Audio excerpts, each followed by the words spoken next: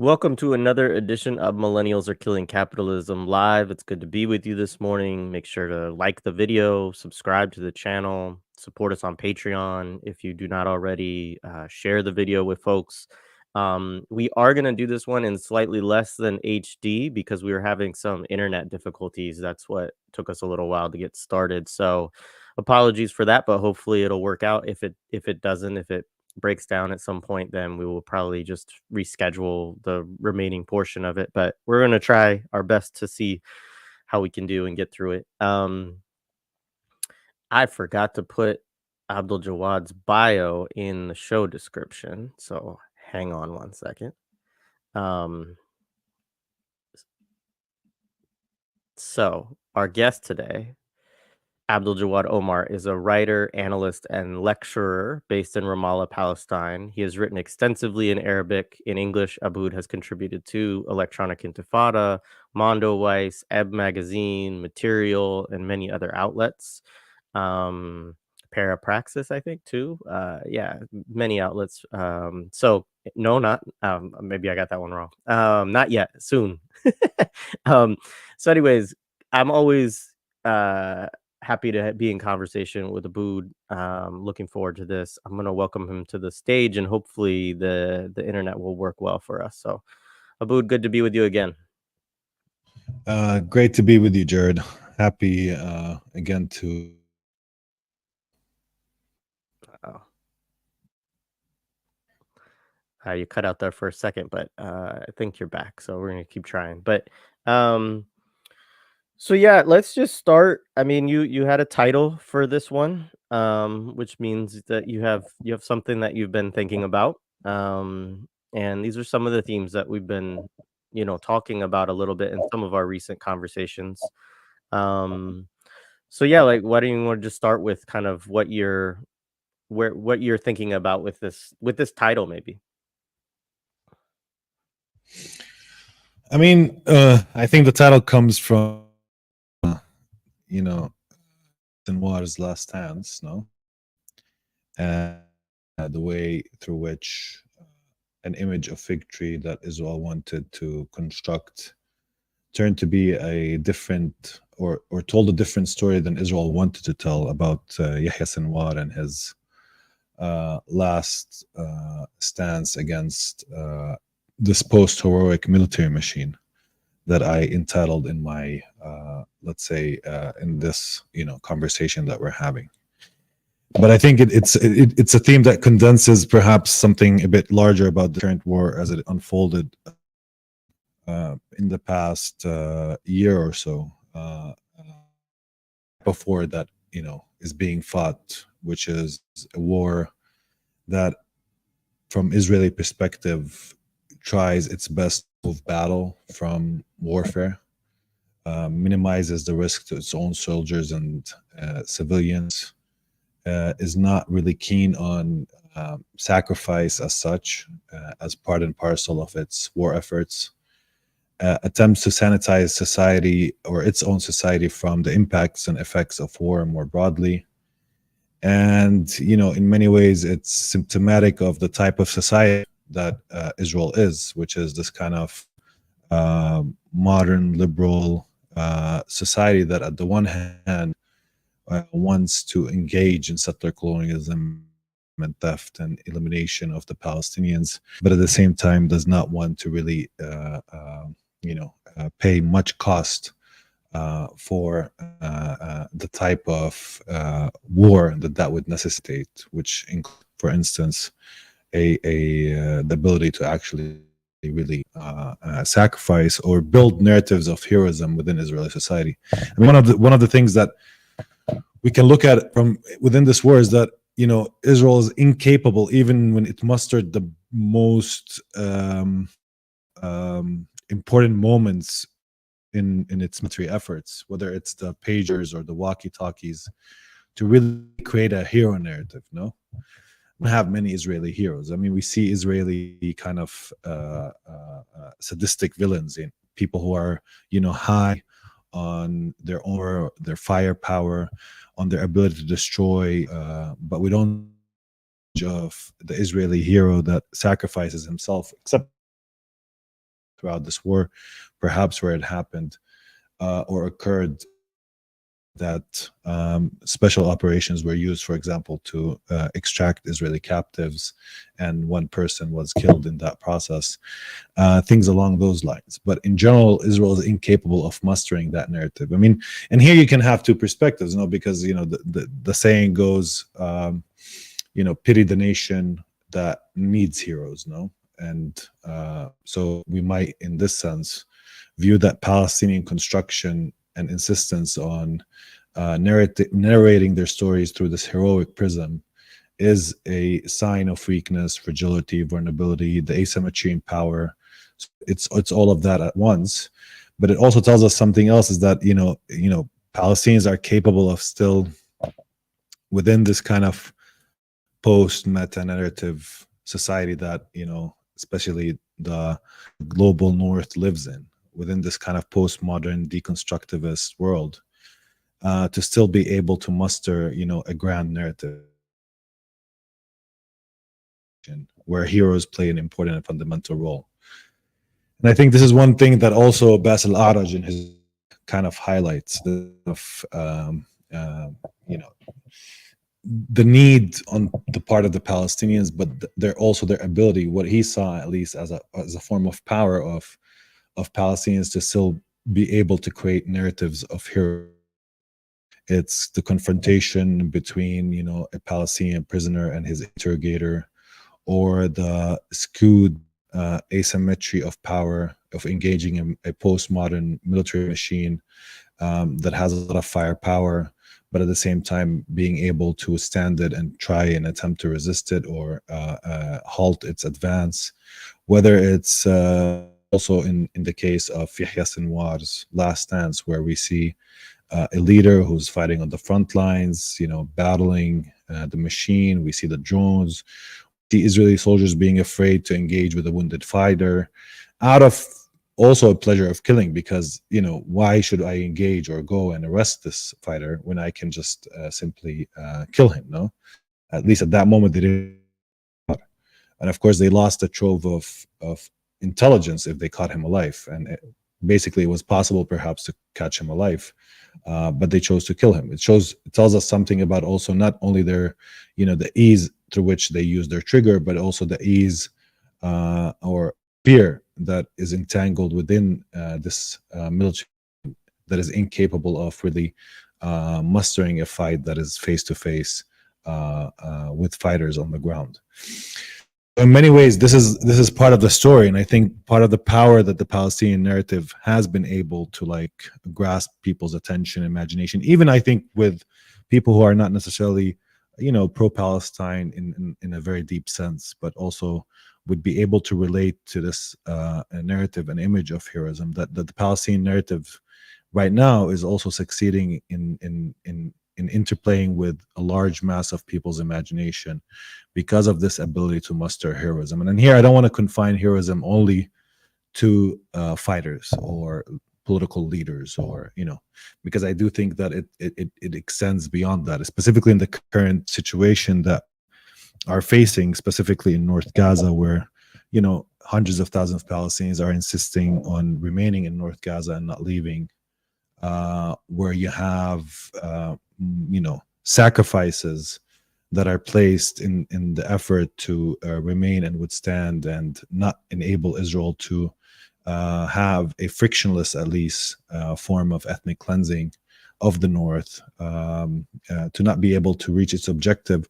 So there's this kind of social stance that rises above only the figure of the fighter or the political military leader like Yahya Sinwar, whether it's the nurses and the doctors or the firefighters or the people who are trying to extract people from under the rubble. Or so you're seeing this kind of human suffering entangled with a hope for liberation, entangled with the hope to end the war, and at the same time being able to muster or create these narrative of heroism. And I think this also poses a question about the world we want to live in, also about a lot of the ethical and moral qualms that people have with resistance more broadly. I mean, in this sense of not only are these leaders, when they took the decision on October 7th to create this moment of rupture, if we want to call it, or the flood, al-Aqsa Tufan, is that they knew very well that the price would be their own lives, and that they would pay, a big price in not only their own themselves as individuals, but also perhaps their families. But still, they had the courage to take that decision, and I think that one of the elements that is central in looking at this is that um, um, you know uh, that is a much more ethical stance when you're using power or force. No, your willingness to sacrifice yourself in the process, not only to use force from a, and that's why for me it's always been the case, and I always raise this question whether it's more ethical to kill people through a drone or to stab them face to face. Maybe perhaps both are not ethical, and we raised this question before in this, I think. But I think that that's one of the differences. That's one of the ethical, moral differences between, a form of resistance that Palestinians practice and the form of power and force that Israeli practice. The assumption within Israel is that we can use force without any consequences on ourselves, not only in terms of, boycotts abroad, not only in terms of diplomatic repercussions, not only in terms of losing, the narrative or the war or narratives, but also in terms of using force without repercussions on myself. Basically, what I'm practicing is a form of godly firepower that I can, throw on people without any consequences. In fact, recently, I mean, a Israeli pilot was reported. I'm not sure to the extent of the accuracy of the reports, but committed suicide because of the post-traumatic stress disorder, and it beckons to what form of post-trauma that a fighter or a pilot throwing bombs would actually face. I mean, in many instances, they're very sanitized from the ability, from what they inflict on the ground, that they don't necessarily feel or they don't necessarily feel a lot of moral qualms about what they're doing because they don't see the repercussions of what they're committing. I mean, here I'm speaking on a pure human level. I'm not speaking even on a level of how ideology perhaps blinds us or maybe tells us that those people deserve to be killed, or but there's this impact of you inflicting human suffering that you're completely removed from. And I think that's Israel's experience with this war, even when the moment that is shocked and odd when it came to pagers and walkie talkies, in the sense that yeah, it was creative. They infiltrated the communication networks, they implanted bombs, they used it in a moment. So there's all these elements, but also these elements lacked the human agent behind them. No, it's not, doesn't mean no human behind them, but it's less of a there's no human suffering, there's no human pain. There's perhaps some creativity in using what you already have in terms of doubling down on your power, which is intelligence and firepower and air power, which we are seeing also unfold today in Lebanon, Gaza, and elsewhere. So that's part of the paradigm of this war, and part of the success of the Palestinian narrative throughout this war is not only because it's historically consistent, not only because it has truth on its side without necessarily making a lot of efforts of concealing with multiple lies and rhetorical tactics and all of these elements that go within it, but because people can relate with the human narrative that has the human in the center of it. And I think that was the case also with Yahya Sinwar, who a little kid from Khan Yunis, growing up in a refugee camp, originally from the areas that the resistance actually, conducted this kind of offensive military maneuver within, or in Arabic we say Diyar Bir Sabah, who played, or shocked Israel to its core, created this kind of psychological implosion that we have seen unfold since October 7th. And who, for the past year, we have been hearing about in terms of a highly cynical leader, unconcerned about his people, hiding somewhere with Israeli captives around him to make sure that nobody reaches him, who's willing to make a deal just to, save himself from being killed, who's, all of these, lies that were being spewed and created to make the Palestinian leaders diabolical. And it's necessary to understand that this is not new. This has always been the case, that Israeli propagandists have always,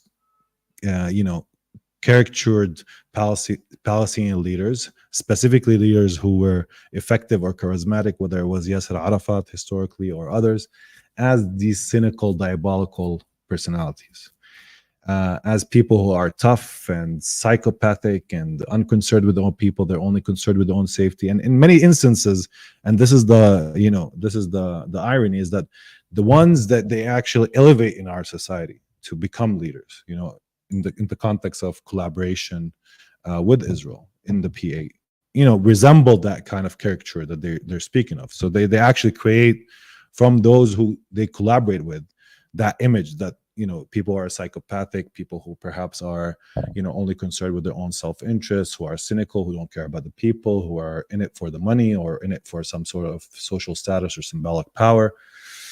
But Yahya Sinwar, in his last stance, defeated this whole narrative.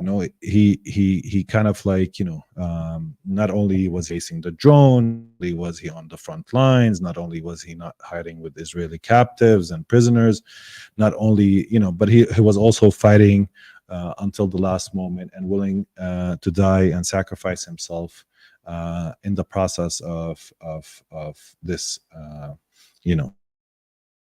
at least to liberate the Palestinians, a different political space for the rise of new political opportunities and horizon, which has happened and unfolded since October 7th. So I think this is one of the areas which is also tells us the type and character of the societies that they're fighting, because I think modern warfare is not only about what weapons you have. It's in this context, and specifically in this war, these are societies that are fighting, and the character of the society, its relationship to technology, it's the character of its economy, the character of the narratives and culture that exist, the ideologies that exist. And that's why it's important to also note that a lot of people didn't take this seriously when Hamas said this is kind of a preemptive strike, October 7th. I mean, in many ways, preemption generally speaks to the idea of there's an imminent danger or something that could unfold at some point, and you're trying to preempt it or prevent it by attacking first.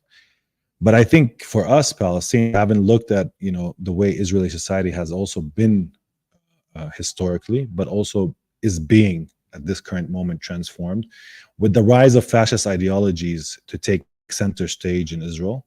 Then it is truly a preemptive strike, because eventually, I mean, fascism was already, rising, and the fascist policy when it comes to the Palestinians would be genocide and ethnic cleansing. That's the only solution that Israelis at large have for Palestinians if they want to sustain this idea of a Jewish supremacist fantasy on the land of Palestine more broadly. But also because that fascist policy is largely linked to two things, which is we have power, we should use it. So we should unleash what we have. That's the first element. And we shouldn't be concerned with the rules-based order and the, liberal, norms and international law and international legal codifications. Not that Israel has ever been concerned with that, but that's something that we should completely discard. And we should just exercise that force without any form of remorse. And I think that kind of brewing of these tendencies within Israel, its rise, them taking center stage in Israeli political system, but also in Israeli society and culture more broadly, because their influence is larger than simply what they hold in terms of power within the government or the coalition. Their influence is the entire discourse of the society itself. Actually tells us that this is the type of society that has two elements to it: is this kind of messianic religious tendency, a fascism in relation to the Palestinians that always existed no matter the political current, but in this context with this kind of messianism wants to unleash the power that Israel has on the Palestinian society, and that it was a matter of time when Israel will actually use that power. So it was only a matter of time when it will actually create the opportunity for itself, or will actually use it and exercise it. So in many ways, October 7th was this kind of preemption to these kind of social and ideological developments that were happening within Israel itself. So that's one element of that. And this element of it is that despite that this society is turning fascistic, but it doesn't really have this kind of character of the Nietzschean Übermensch, which is the idea of a superhuman, no, of this heroic Israeli. What is the Israeli hero today? Um, there's a nation that has force and can unleash it, but in essence, the character of Israeli heroism has radically changed and shifted from, if you want, soldiers who conduct special operations who are killed. Not that this doesn't exist yet; it does on some level. Who to soldiers who would fight in the war and sacrifice. That was one of the big wars. 6,000 Israelis were killed in that war in between 1949. To just simply the creative type of commander who has all these high tech tools around him, and who's more of a maestro of these tools, of how to use them and how to apply them and how to link with these systems. So that's now the character of the Israeli hero. That's now like the idea of what it be a hero. It's almost like a DJ that plays with all these instruments to create this kind of musical experience, but in this context to create this to create a realm of operations and tactics and otherwise. So this is the type of heroism that has shifted, and in this sense, what we have is also a society that is quite comfortable binding this kind of fascist messianic ideology with this kind of liberal tendency, and even with this heroic creative personality. People like Aviv Kochavi, the ex chief of the military in Israel, who represents or embodies one of these figures, at least in Israeli society. So that's a type of the character that Israel is producing, as opposed, for instance, in a whole society in the context of Gaza, but also in the West Bank and other places, including in Lebanon, that is attuned to human suffering on a wide scale, that despite the suffering remains steadfast, that is able to create these heroic moments. And I don't want to speak of heroism as this kind of superhuman element or domain, because it becomes kind of like a normal everyday I don't want to say normal, but an everyday type of act that happens, but also where its own fighters and political leaders are attuned to the sacrifices needed for liberation. So you get this kind of distinction and the picture. I'm sorry if I took too much time, but No, not at all. And yeah, appreciate it. And also, I may, when you're talking, try also dropping my camera off screen to see if the feed between maybe is part of what's. But it was pretty good. I thought the audio came through good. It just chopped up a little bit a couple times, but I think everybody got what you were saying. Um, One of the things that you made me think about as you're having this discussion, I saw this today, was this picture. It's in Lebanon, in the, I don't know how you pronounce it, Baalbek region, which, um, for folks who've been following, it's like 11,000 year old, city or something like that, that Israel has been bombing. But this image of just this dog sitting next to these children, and picking up one of their shoes and placing it next to them. And Lamas Deek, who I follow, she just sort of had a comment that, like, even our dogs have more humanity than the Israelis, and it just kind of it's I guess in some ways it's a to me, it's just a kind of a representation of what you're talking about, though, in terms of this kind of everyday heroism, right? That, like, I mean, and in this case, it's actually a dog. It's not even a person who's doing this, but that, yeah, there's all these acts of extreme sacrifice and humanity, and that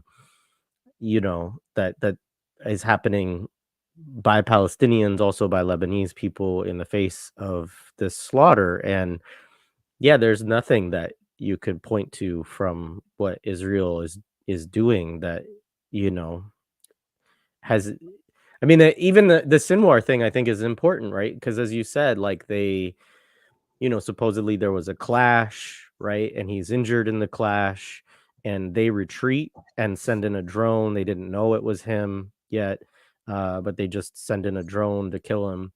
And I still, and maybe you could offer your thoughts on this. I mean, I couldn't really believe, and this speaks to something too, like why they would release that video like it was some kind of propaganda sort of victory, to show a defiant Sinwar like throwing a stick with one arm at the drone, fighting down to his last breath. Uh, I mean, I guess it was to show we got him, right? But like they could have just showed the pictures that they had of his martyrdom and left it at that, and made up a story even that would have been better, uh, suited to their own propaganda aims. And so I thought that was even on a level of propaganda, I thought that was a huge failure, and it speaks in many ways, I think, to this something we've been talking about very early on, is like the inability of Israel to really be in tune with how the way that they're fighting this genocide, and the way that they are acting, how this and the things that they say, how they resonate on the international arena, right? And I think that they, um, often I've sort of read it as, well, they don't really care. Their point is to be tough, right? And to show that they don't care about these different things, and that they're not going to be I don't know, sort of weak and respond to public opinion internationally and things like this. Um, but even with that, it seemed, I mean, that video, you know, Sinwar's already was already a legend, before that video, but it just cemented, I think, also his legacy, and doing exactly what he said he would do too, right? Standing for exactly what he sort of always said, and not doing the things that they suggested, of hiding in a bunker, or being surrounded by Israeli captives, or fleeing somewhere or whatever. Like he was still fighting on the front lines. And I think that, yeah, I don't know if you have thoughts on like why they would even release that video. I mean, they're not very smart, Jared. So that's the. I mean, because I think, like, from the beginning of this war, if you guys recall, I've been quite adamant that there is a psychological breakdown in Israel. And this is not to say that this is, uh, this means that there's a lack of tactics or strategy, or there's no rationality behind, whatever they're doing at this particular juncture or not. But it's quite, it's a quite an important thread to also think through, because part of the reason why the war doesn't stop has nothing to do with achieving more. Maybe they can achieve more, maybe not. Maybe the war will go a different way, specifically after you killed Hassan Nasrallah, for instance, and basically use the weapons that you've developed throughout the past 16 years, including the target list that you had in Lebanon, against Hezbollah infrastructure, including killing the leadership of the group, including killing Hassan Nasrallah. So at some point you've accumulated some successes. Whether they're tactical, whether they're significant, is up to discussion. No, but you've accumulated a lot of successes. So why are you continuing with war? And what are you seeking from the continuation of the war? So there's a lot of elements that have to do with this kind of psychological rupture that happened. Remember, I mean, even after October 7th, Israel could have responded differently. I mean, there was no military logic except for the idea of, on the one hand, deterrence, which is placed front and center. which is it's a weird, strange word to have. That Israel needs deterrence to ensure that nobody will commit these types of attacks again. However, that seldom has really worked in many ways. Because the history has already told us that every generation produces forms of struggle and create forms of rupture, and at the end attempt to challenge Israel's in policy, because Israel continues to condition the world we live in a way that creates resistance against it. No, it's not simply because people just want to challenge Israel because they feel like oh, let's have a war again. I mean, Palestinians don't like war. I don't think anybody in Palestine wants or desires war. It's a war of necessity, not a war of it's not a fetishistic war that we seek out of a love for war, just for war's sake. No, but in many ways, there's that kind of psychological implosion, and because Sinwar, what he succeeded at is that he really hit a nerve, and a main nerve. And I don't think it's Sinwar himself. No, remember, Sinwar was in prison for 2 decades, and no matter how we condense the decision in one person, perhaps if somebody else was there, maybe he wouldn't have taken that decision. Maybe they would have taken that decision. So we don't know. But beyond the actors at play, I mean, there's this collective organization, collective effort built throughout years of struggle. A lot of the years in the struggle, Sinwar was not even, outside of prison, but was in prison. So his impact or influence on what's happening outside prison was minimal. So there's a lot of, elements to this dynamic beyond Sinwar himself as a persona, as important as he is. But there's a psychological implosion, and I think for Israelis, killing Sinwar is much more important than it is for Palestinians, and that's why Israelis produce these photos. It's just it's seeking revenge. It's a moment where they can feel that they've come out victorious. We've reached our enemies. We've killed. The thing about that is that at some point you must ask yourself, I mean, Palestinians already know that you're going to kill Sinwar. I mean, we as Palestinians knew that the moment that this happened, that at some point, whether it's 1 year or 2 years or 3 years, at some point Sinwar is gonna get martyred. That's not nobody was surprised that Sinwar was killed. The second thing is that the more you use a tool like assassination, the less effective it becomes.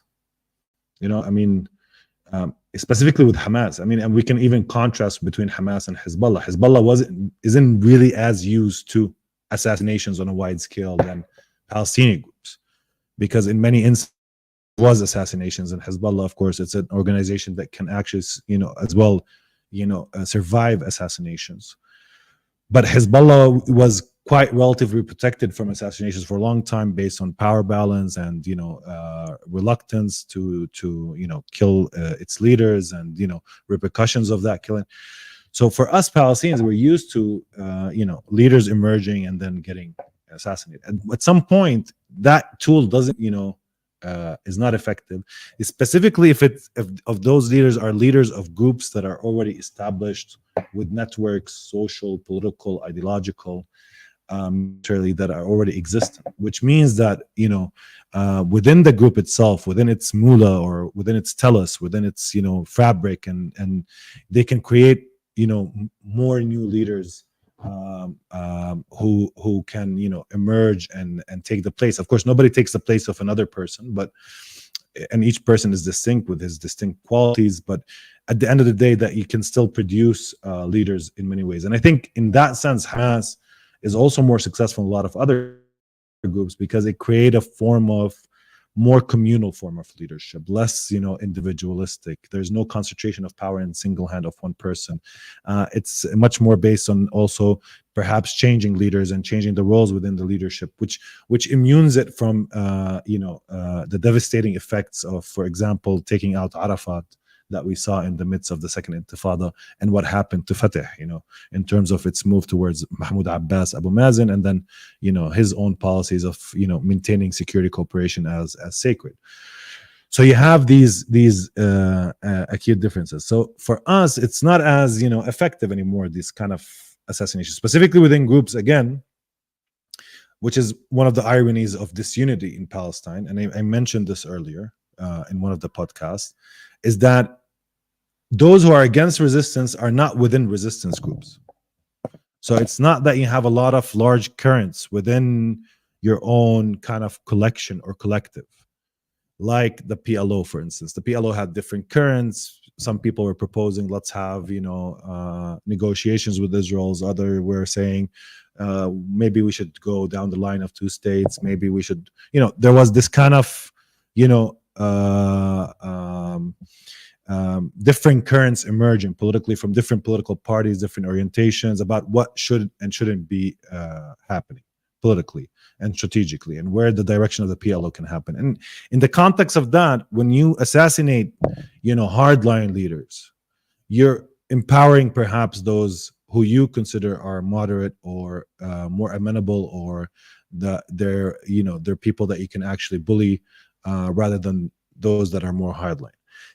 In the context of this scene today, I mean, you've a highly collaborationist regime in the PA, in the West Bank specifically, and of course, its social networks extend to Gaza as well, because a lot of people from Gaza to that PA in the West Bank or have affiliation ideologically, or you have groups that are committed to resistance with around resistance or sacrifice and assassination.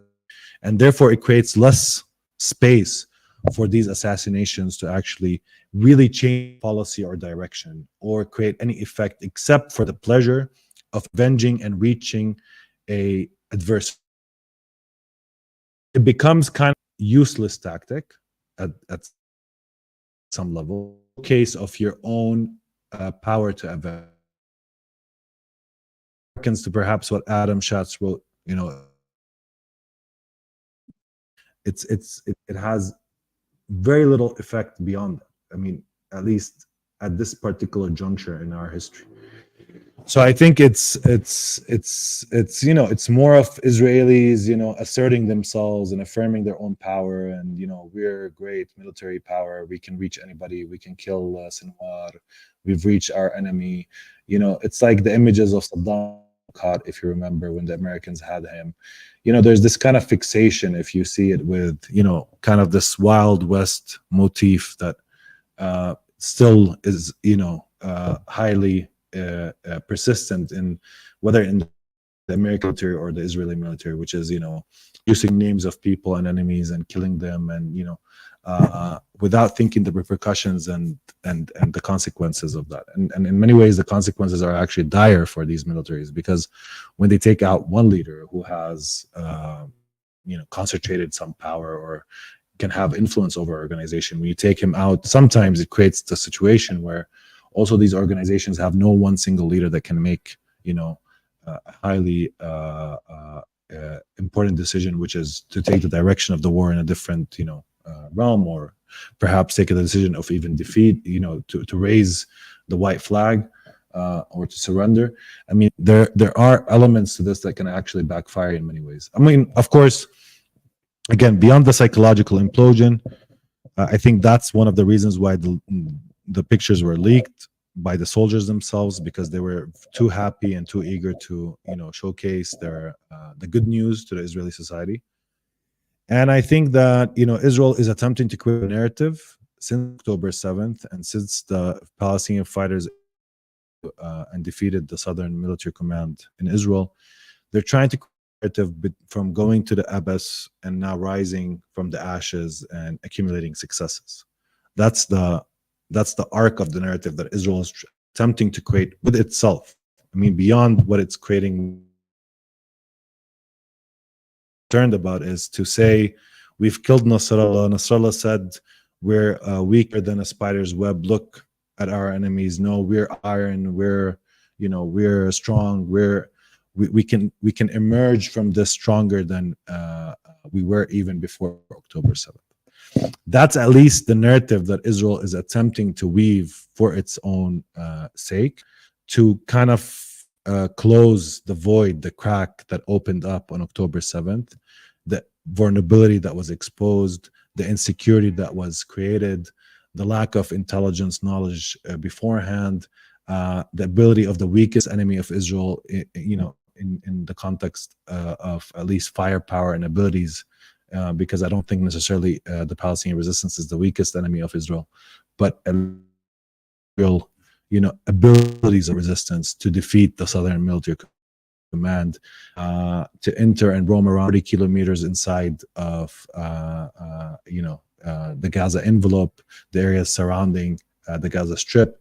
So all of these things unfolded and happened. And for Israel, it's so fundamental to create a different narrative. And we saw that, with every major success that Israel had, for instance, in Lebanon, we're still strong. We still can create these moments of if we want, or using awesome power. We killed Sinwar, we killed Nasrallah, we killed.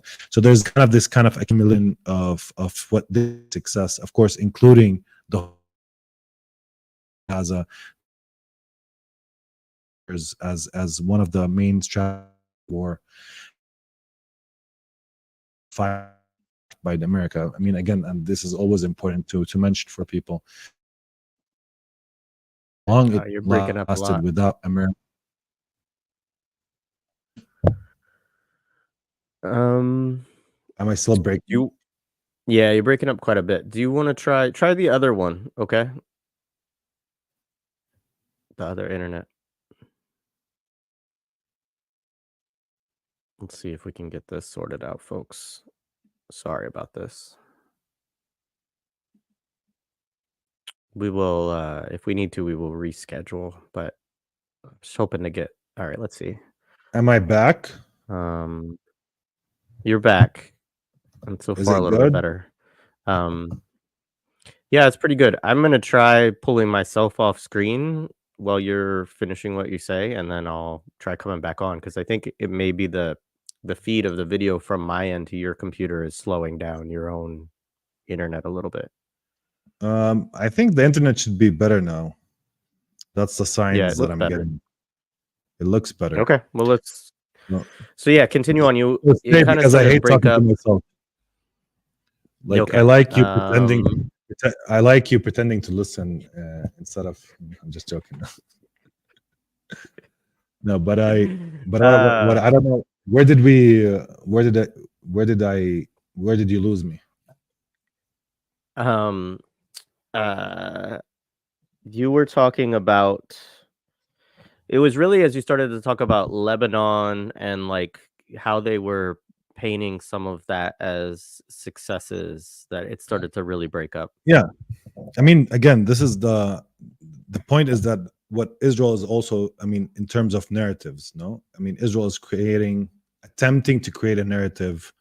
We were in the abyss. We reach, the bottom of this big hole, but now we're climbing back up, and we're doing it steadily. We're showing our will to fight, our will to commit genocide, which is what they've been actually committed to, at least for the past year or so in the Gaza Strip specifically, and our will to confront our enemies, whether it's Iran, whether it's Hezbollah, whether it's other people. And we're using all the tricks that we've already prepared, engaging in this war and attempting to create a different conditions, better ones strategically, including perhaps a decisive end to the Palestinian cause once and for all.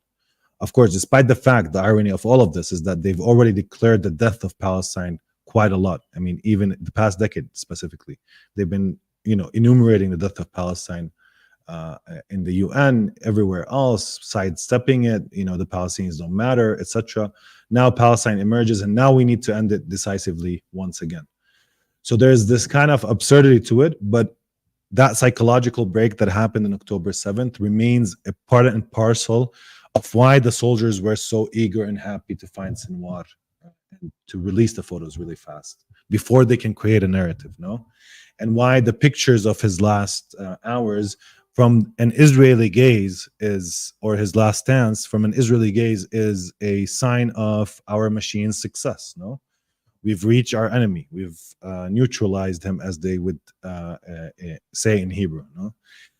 We've created this moment where, anybody that defies us we will reach them. Whether you're in Tehran, whether you're in Gaza, whether you're in Lebanon, we're not scared of anybody. We're willing to use our force and unleash our power. All of that is part of the narrative, but I don't think it goes beyond that. And this is why I think part and parcel of this war is this kind of attempt to stitch together a narrative that enables that psychological implosion to kind of, if you want, be healed, or at least stitched together in a way that maintains Israel's or Israeli society's own sense of self-confidence, of its own invincibility, of its own political and military power. And I think that that's one of the elements of this war. I'm not saying it's the most important element. I don't think that necessarily there's no other elements, which is, strategic. How do you end the Palestinian cause? What should you do? How would you ethnically cleanse North Gaza, like what's happening today in Jabalia and Beit Lahia in the north, where, the largest massacres. And this is important for people to understand that we're reaching also a critical phase in this war. And it's a critical phase where if Israel is unable to really accumulate any more successes, and I mean here by successes that are significant, whether it's vis-a-vis Iran, and the possibility of dragging America into a war of Iran, or committing itself to a back and forth with Iran that Israel is able on doing alone, or whether it's because a lot of the successes that it already registered tactically, it's the successes that it could have registered. It already kind of emptied its, if you want, emptied everything that it can do in many ways. It doesn't mean that there's not more destruction that can be brought about, not more airstrikes or killing of civilians and massacres against Palestinians who are displaced and living in tents. There's always more of that. But on a military level, in terms of creating a decisive defeat against Hezbollah in the southern Lebanon through a military maneuver or a land invasion, or whether it's in Gaza and repeating the same and over again without accumulating any success that are exponentially increasing or enabling its position, or without being able to clear out Gaza, it gets stuck in a war of attrition where it cannot really register more successes symbolically, psychologically. There was nothing more scary for people than, for example, killing Nasrallah, but you've already done that. So in many ways, now there's, for Hezbollah, there's nothing much to lose, no? In terms of their leadership, in terms of clearing a lot of the villages, in terms of the destruction that was created, there's very little to lose left for the society that is around Hezbollah, but also for the Hezbollah itself, except to insist or persist to create a moment where Israel is tired before that they're tired. So I think this is why we're in a critical moment in this war. And this is why it's a critical moment also for those who back us up across the world. It's also critical because in Gaza right now, there is an effort to really ethnically cleanse the Palestinian population in the north. And more than ever, even more than November last year or December last year, this is the moment where people have to take a really, really heavy stance in specifically before the elections, but even after the elections. This is a moment where the Palestinian issue should return with vengeance. I know a lot of people want to put it on hold until the elections are done. I'm not talking about Not but yes, yeah, I know what you're talking about. I mean, because it creates a lot of these discussions around we should vote or not vote and all of these type of things. But this is the moment where your voices are more important than ever, and going on the streets is more important than ever, because applying pressure on who's ever governing the US, maybe it doesn't work, but whatever. I mean, at least there's a resonance around the cause that needs to be alive and well, and needs to at least disrupt those in power if it does not impact them, at least in the decisions they make. But it's an important moment in the continuity of the struggle, because if an ethnic cleansing is successful, it is quite problematic for the future. I mean, I wouldn't say it's a complete defeat of the Palestinian people, but because it sets the stage up for whether the complete ethnic cleansing of Gaza later on, or also starting to do that in the West Bank and other areas, which is the only way that Israel would actually be able to come out from this war having really succeeded in its own terms and definition, which is to get rid of the Palestinians or to make the Palestinians surrender and submit completely. One of these two options that would be hard to get in terms of our own submission, raising the white flag, because one of the ironies of this, settler colonial state that we face, no matter what flag we raise and how white it is, it will always say that it should be whiter. No, so even if we surrender, it's like you should surrender more. You should, you can't just recognize the state of Israel. You have to recognize that it's Jewish and it's for the Jews. You can't. So it'll always, it will always demand from us more concessions, symbolic, political, etc., to self-efface ourselves and to create, a moment where they can feel more complete, that they're not thieves, that they're not, people who came and robbed the land and ethnically cleansed it, that they, this land is rightful, and who's better positioned than the Palestinians to both recognize their existence, give them their legitimacy, and then, self-negate and die. And this is all done through this kind of corrosive use of power. Again, it's a critical moment. I do think that, there's a lot of stupidity going around as well. We shouldn't really overestimate Israeli, prowess or, strategic thinking. And again, I'm highly convinced of this. I don't think that Israelis are great strategic thinkers when it comes to even war conduct. I think that they great operational thinkers. They're good in tactics. They can reach, and they always have, one tactic leads to another. There's always this will, persistence to, if you want, create opportunities through successes in operations. Maybe that will open a space here. Maybe that will open a space there. But they're not the most adept at strategic thinking. They're always thinking in tactics and driving things around. And I think Ariel Sharon represented that type of commander, no?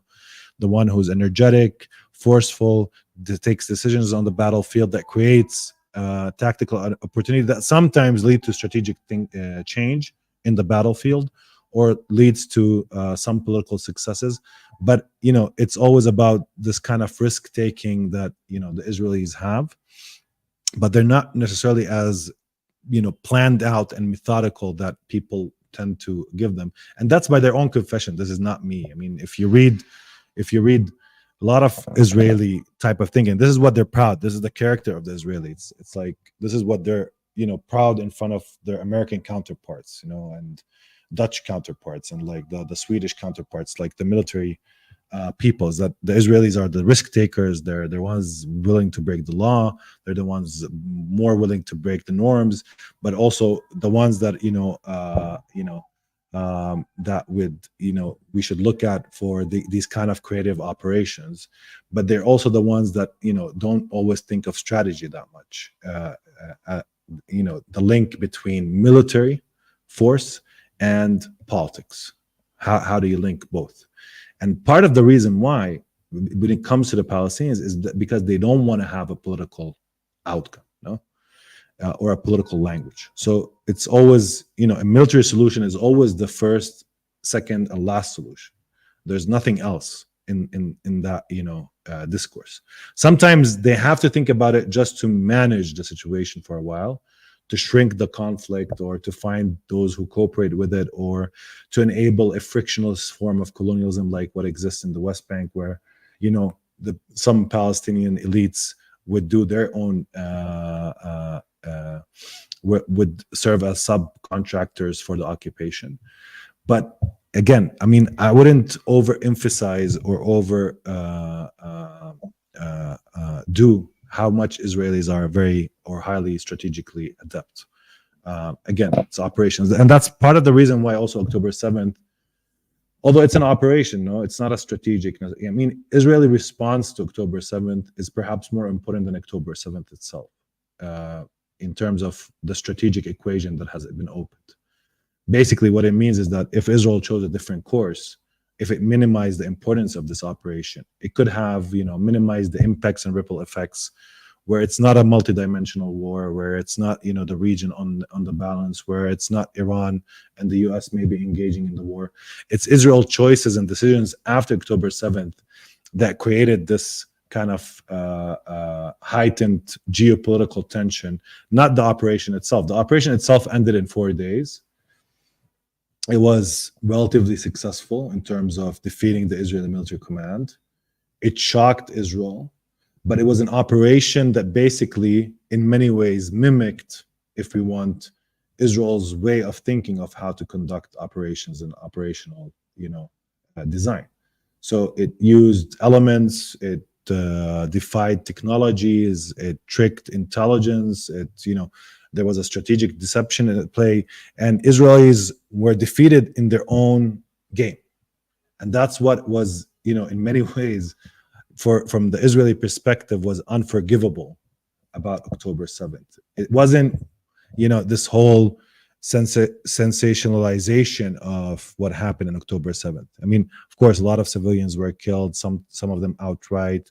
I mean, I'm sure there's a lot of excesses that happened here and there from Palestinian fighters, but it wasn't that outraged them. What outraged them is that the Palestinians were using a lot of their own thinking about what it means to conduct an operation, what it means to shock an enemy system, what it means to render that system, in total chaos, and what it means to defeat an army caught in surprise. And it used that in a way that really, placed them on edge, because now the Palestinians were using our own, military excellence against us. And that created this moment of lack of confidence in Israeli military, lack of confidence between the military and society, between the society and the political leadership, between the political leadership and the military. And it continues despite the successes that now are being pumped up in Israeli society as, this is your moment to come down from the war, to calm it up. You killed Nasrallah. You've done the pagers attack. You've done the walkie-talkies. You've destroyed Gaza. You've done all of these things. So now it's a time for you. Haven't you had enough of feeling how powerful you are, of regaining this sense of security and power and invincibility, or do you still need more? I mean, and this is where the dissonance is, because between this kind of psychic need for healing that happened after October 7th, because you defeated them on their own terms, opened this crack, and between, the desire to decisively end the conflict, and these are two different things, no? Because we could conflate them and place them as these two are the same, and then basically the only way for Israeli society to heal is to end the Palestinian presence and existence as a political group, at least that has a political demand in Palestine, historic Palestine. And that needs at least some sort of, not only genocide and ethnic cleansing, but needs a wholesale destruction of also places like the West Bank, and even among Palestinians inside or that have Israeli citizenship. And it needs also a regional confrontation with, Iran and Hezbollah and the Houthis, who will attempt their best to not allow this to happen. And it needs the Americans to also agree and concur with it. And it needs you to continue for years down the road of warfare and to accumulate a lot of also burden in terms of, or do you take these kind of, this narrative that you can weave now? And that's why Blinken was telling Israelis, use Yahya Sinwar as an opportunity to end the war. You've reached your target. So the Americans are trying to they're the daddy of a little child that is going crazy, and you got your candy, so why don't you end the war? You've killed your nemesis. Why don't you start thinking about how you want to end the war, at least? Or do you want to still sustain this kind of perpetual conflict and see where it goes? And the problem with that is that October haven't been really good for Israelis. No, there's been 80 killed, and 80 Israelis killed, whether it's in the northern front or in Gaza, or also in some of the operations that happened within Israel itself, or some of the rocket fire that happened. So there's more than 80 that is killed. I mean, that's the highest number we've had, I think, since October in terms of Israeli killed in 1 month. So the war is now kind of, the momentum is slowly, I mean, of course, this depends on how much this is sustainable in terms of, the rate of killing that has happened to Israelis in the north and the south, and otherwise. But the Israelis, having accumulated successes, now they're entering this period where now, even if they kill a commander here or they kill a commander there, there's the symbolic psychological victory of doing that is less. So beyond perhaps releasing all or some or most of their prisoners without negotiations, which remains one of the military things that perhaps they can achieve, which is a big question, no? Because now what we can say for sure is that the moment, uh, um, these prisoners or there's a situation where the Israeli army is close to these prisoners, it's a moment that the decision would be to eliminate them, which wasn't the case when they did the four when they released the four captives in Nusayrat operation, who were kind of sitting in a civilian home and were not placed in tough or harsh conditions, and were not given that strict orders in terms of how to deal with the captives. So I think in this sense, now we're seeing the momentum is slowly shifting from, you can be defeated by your own successes.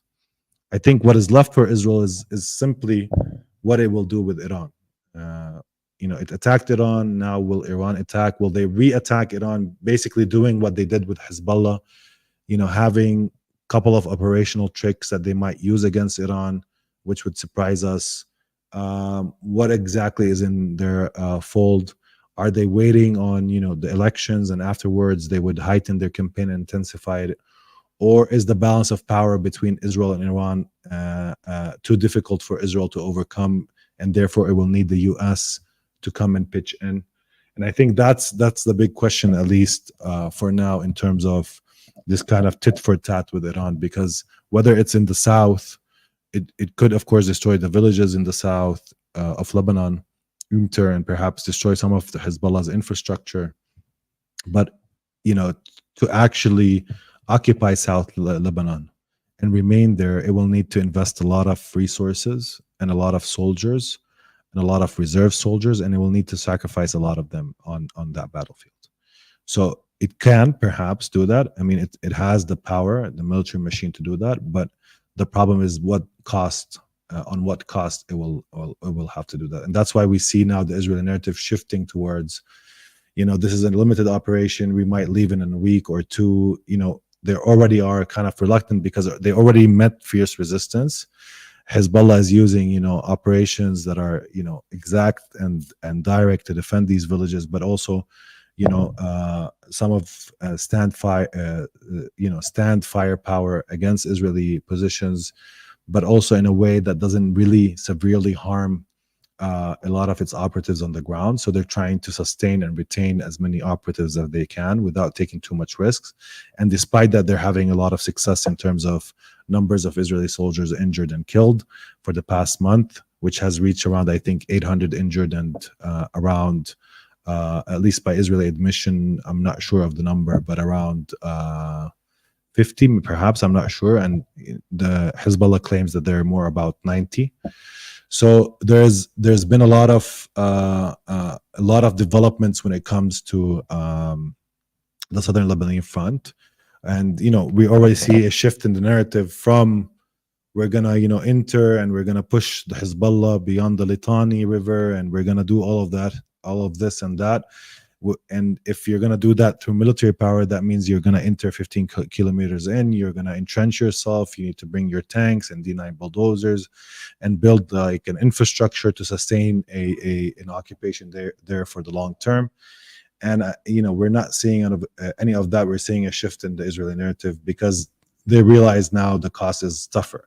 They had to try to do a land invasion in Lebanon, specifically after the successes they had with killing Hezbollah's leadership and destroying or doing the pager and walkie-talkie attacks, because they wanted to test whether Hezbollah can still, sustain a fight despite the loss of leadership or command and control, at least for a while, and losing some of its own members in the walkie-talkie and pager attacks. But Hezbollah has proven that it's able to recuperate and at least sustain the fight despite these very severe blows that it faced and was handed. And this is slowly changing the strategic picture for Israel. Now, the only question that remains, the big successes that Israel can attain, are largely around the Iranian, the confrontation with Iran directly.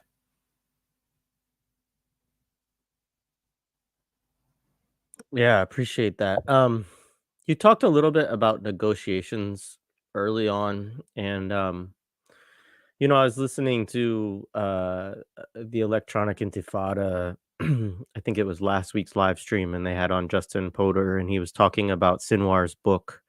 Um, and he was talking about Sinwar's thinking around negotiations, and basically part of what he said, which is this is coming through that novel, right? But through characters that, Sinwar is sort of semi-autobiographical, right? Um, Basically the problem, I guess, that he saw with negotiations and why at certain points he would be obviously a ceasefire is in certain ways different than negotiations. But wouldn't want to negotiate away certain things or agree to certain things. And it made me think of, because you talked a little bit about this notion of you can never raise the white flag, or the flag can never be white enough, right? And so I was just wondering, from your own perspective on Hamas, um, around this at this point. I mean, obviously, as far as I could tell, their stance, it hasn't seemed like the negotiations for quite some time have been anything more than kind of a show. They've kind of been a way of the US trying to sort of lend some legitimacy to what Israel is doing and make it seem as if there's, talks that are going on, that, Hamas is just being too, whatever, that they're not being serious or something like that in the negotiations, which I know that's not true. And I know that our audience doesn't, necessarily believe that narrative. But I was curious, especially now with so many of the important leaders in Hamas being killed, and obviously there are more people who, these similar to Hezbollah, like, these are organizations that have a lot of people in them that have the ability to step into these roles. Um, but yeah, the part of what I see in Sinwar's writing around this in the book, right, is that sort of the battlefield kind of dictates, things. And so that, in some ways the negotiation is almost, pointless, or is always going to kind of work against you. And yeah, anyway, I don't know if any of that resonates with you, or if you had thoughts on that. But I've been thinking about that, as at some point, you know as this comes to some phase where there is going to be a ceasefire, and we don't know when that will be, how many months or years that could be out. But um yeah, what do you think about the role of negotiations, maybe from Hamas's perspective? I mean, I think, look, when we're talking about negotiations in this context, I think that part of the operation's design was, since October 7th, was premised on like two factors. And that's why the importance of the Israeli captives, no? That you have captives in large numbers, that induces internal struggles within Israel and pushes the incentive within Israel for negotiations. That's one level. The second level of it, of course, is that you want to return Palestinian prisoners, which is, part of the goals of this operation. So there is a level to which, from the design of the operation itself, where negotiations is part of the operation. So it's not completely removed or just a cynicism around it. Now, negotiations in Palestine has been, in our political discourse has been quite um, linked to the idea of the peace process in the Oslo period from the 1993. This engagement between the PLO leadership and Israel that was long.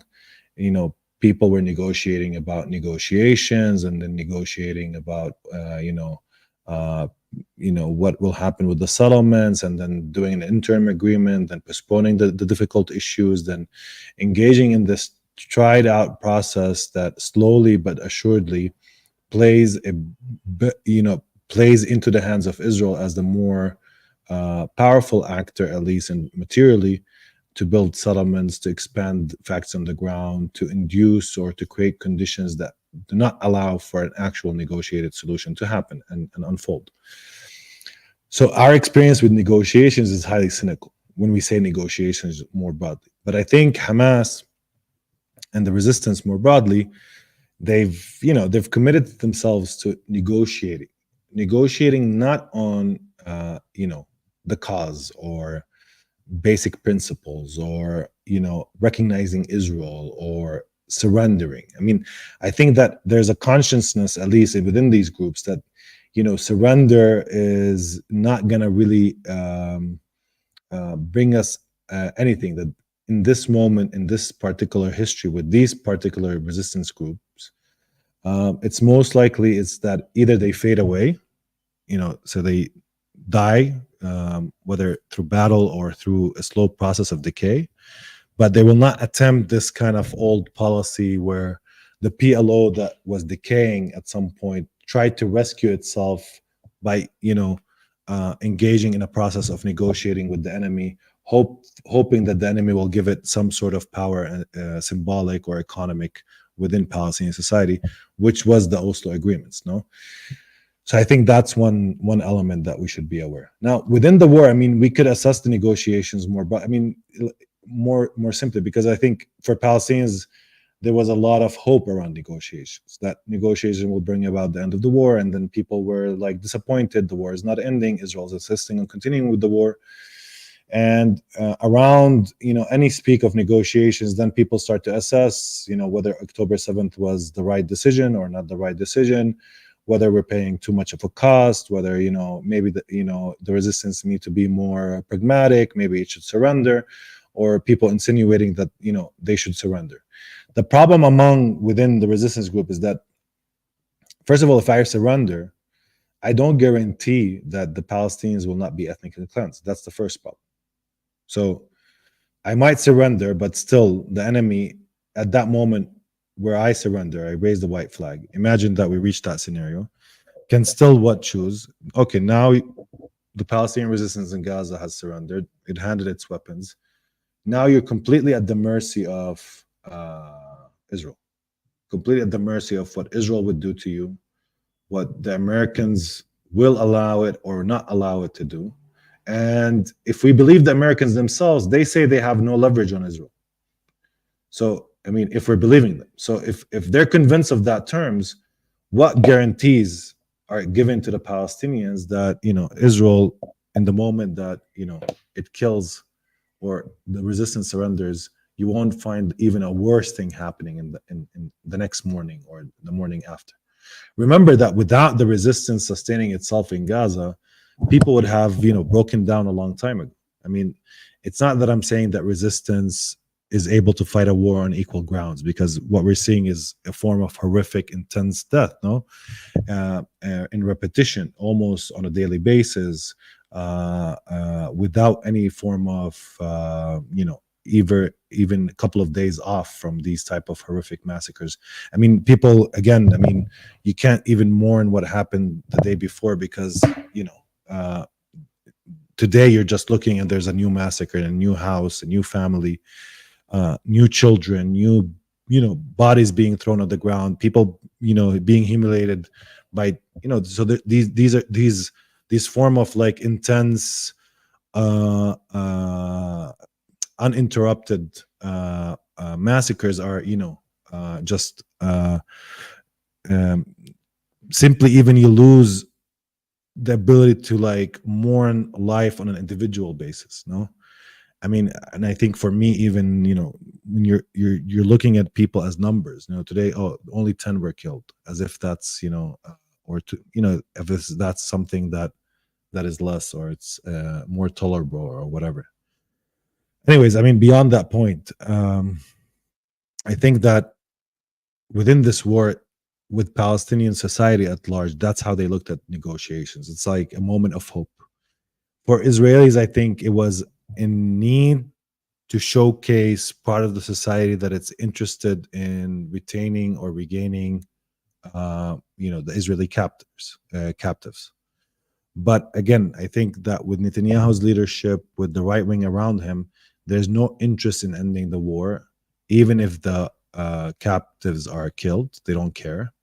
Of course, this will have repercussions on Israeli society because, first of all, it cheapens Israeli life in the exchange rate. It might not create the incentives for Palestinian groups to kidnap in order to exchange prisoners, or will help with that. That's part of the rationale around why Israel, wants to create this sense that we're not easily moved by the arrest or kidnap of one of our own soldiers or whatever. But again, it cheapens Israeli life. It breaks a social contract that exists between the state and the settler. It creates this moment where a lot of these settlers will think and rethink whether they want to live in a society that would leave them to their own fate without, attempting to return them in any significant way, even if it means negotiating to release Palestinian prisoners, etc. So there's that complex formula there. And I think in many ways, the Americans needed negotiations to show Americans that they're working to solve the problem. The Arabs needed the negotiations to show that, some effort is being placed to solve the crisis. So it seemed like at some point, negotiations, everybody was interested in having at least negotiating or negotiations happening. So that would remain like remain a possibility. I think that's one element to it. So everybody was interested. Sometimes negotiations would also, like, after Israel killed and assassinated Ismail Haniyeh, it would be used as a, in the escalation ladder, let Iran take a step down from engaging with Israel directly by heightening up the negotiations with Hamas. So Iran can say, we're not going to respond for now. We're checking if these negotiations will transpire and actually produce anything. Meanwhile, Israel buys time, the Americans buy time. So I think at some point for Hamas and the rest of the Palestinian groups, and I think Hezbollah as well and others, unless they're willing to like shift their own stance on what they're willing to concede, I think at this point they think negotiations is useless. That Israel, when it's ready to really negotiate, will come with a concrete proposal to end the war. And we've placed our position. Our position is quite clear. So why engage in this tit for tat that leads to nothing, with new ideas and new proposals and wasting time? So I think at this moment, I don't think Hamas is that much receptive to, creative ideas about, temporary ceasefire for a couple of days, unless there's a changing dynamic between Hamas and Hezbollah and Iran and how they're thinking about it together. Each actor, of course, has his own interests, his own dynamic domestic context to think about. So a lot of these pressures are coming, from different directions. So they might be, also negotiating among themselves. But also, I don't see any signs as of yet of real break in the paradigm of unity of fields, at least for now. We're not seeing yet a break in the stances of Hamas in terms of negotiations. And I don't think that anybody's interested in giving Israel like a showcase or this kind of sideshow for the Americans or the Israelis or the Arabs that leads to nothing. So you negotiate for the sake of negotiations itself. So that's part of the sort of negotiations. I think also negotiations, just to reiterate this last point, played a role in Israel testing the positions of others. whether they had enough pain or not, whether they're willing now to like compromise more, whether they're willing now to like give up more. And again, I think that the Palestinian resistance placed very reasonable demands, which is exchange of prisoners, retreat from the Gaza Strip, and rebuilding of the Gaza and ending the siege. That's the four demands that they placed in this as an outcome of this negotiating process. And Hezbollah also, in many ways, his basic point is ending the war in Gaza. So that's the elements that these actors are looking for in any outcome of negotiations. But yeah, I mean, I think that the cynicism towards negotiations overall is there in Palestinian society, specifically among resistance groups, and specifically among people like Yahya Sinwar, who would think that I will use negotiations to my own benefit. The battlefield is the one that really decisively brings about outcomes, not anything else. And that those in Palestinian society that chose negotiations without accumulation of power, like the PLO and its current leadership, without the possibility of confronting Israel, they're not really negotiating.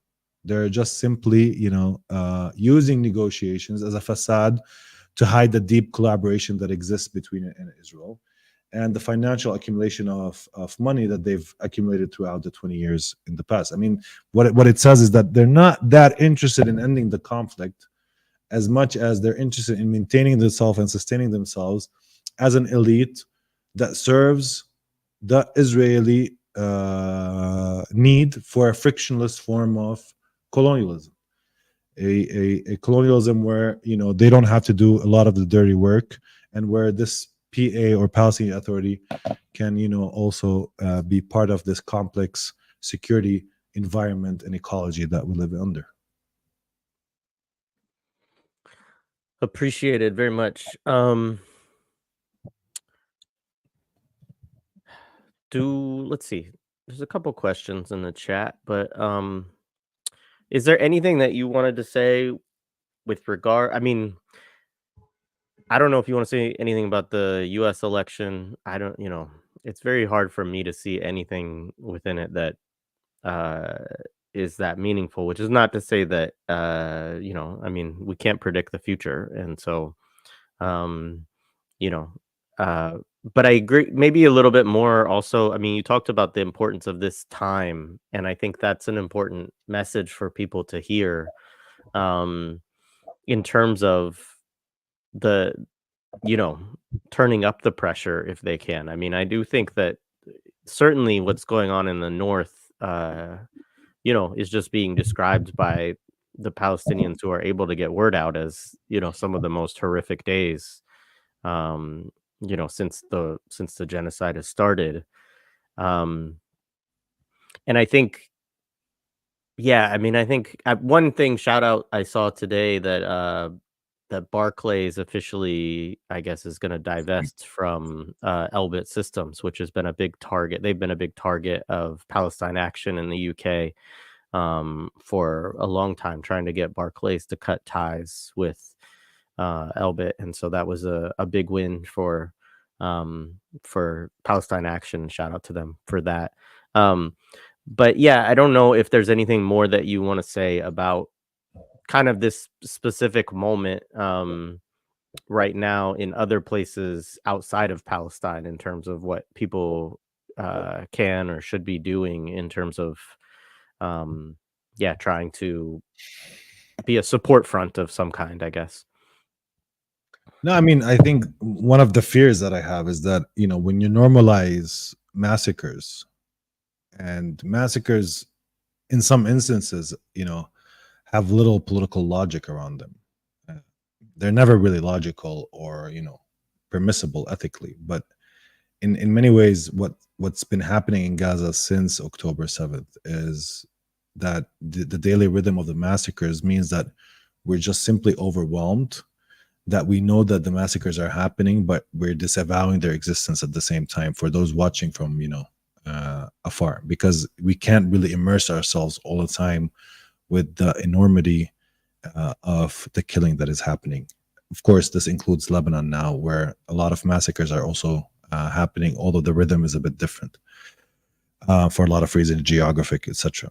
But the problem with what's happening now is that it's not only about the massacres and the pain and, you know, the erasure of whole families from the civil registry, you know, the form of sadistic killing that is happening around the Kamal Adwan hospital, the killing of children and men, but also the removal of populations from areas like Jabalia and the refugee camp, moving them to other parts of the of North Gaza. Israeli army remaining in these areas, trying to create more conditions for for the flirtation with the possibility of, you know, backing most of the Gaza's north population into a specific area, perhaps later on ethnic cleanse them or permit, you know, new settlement projects to be placed there. So they're flirting with this idea or creating that image, which is to attempt to create, if you want, pressure on the negotiating table with the Palestinian resistance, but also by, you know, ceding to the fantasy that is operating within the right-wing messianic fascistic groups in Israel, like Ben Gvir and Smotrich, who think victory can only be ascertained and extracted if, you know, land is expanded and settlements are rebuilt in Gaza, and, you know, the Gaza population is encouraged, between quotes, to leave, which means ethnically cleansing the population there. So I think this is a critical moment for these reasons. The reasons that it's not only about the pain and suffering, but because there's a concrete attempt to really change not only the demography and composition of Gaza, not only breaking Gaza into two, Netzarim or Philadelphia, or trying to besiege it more, or not only using massacres as a form of, you know, inflicting pain on Palestinian society, so we learn our lesson and we don't do October 7th again.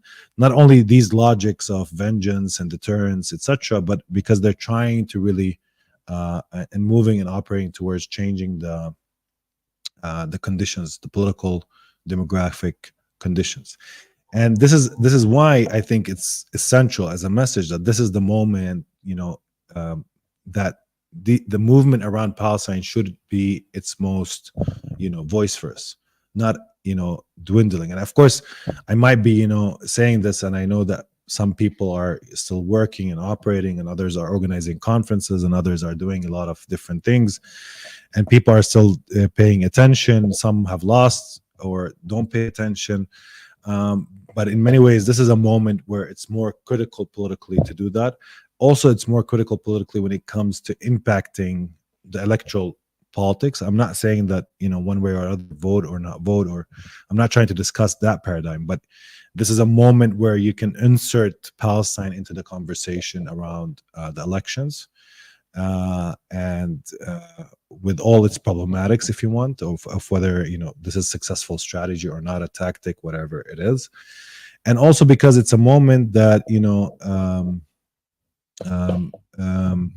that can have a lasting impact on